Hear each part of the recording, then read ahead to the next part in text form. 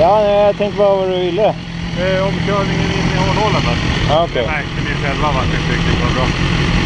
Ja, Ja, absolut, jag ska. ja precis. Det var bara det, och därför att jag tog inte fram flaggen. Ja, nej, men jag tänkte fan, han menar nog mig, men han har ingen flagga, lika bra att kolla. Gjorde du en omkörning in i hålhålen? Vad sa du? Vem var det som gjorde omkörning in i hålhålen? Ja, nej, jag kan ha gjort det. Vet du? Man tänker inte så mycket. Gjorde du en omkörning in i hålhålen? Vad sa du? Gjorde du en omkörning in i hålhålen? Ja, jag frågar. Gjorde du det där? En färgen? Det står bara färgen på hållet. Ja. Gör inte det. Nej då. Bra,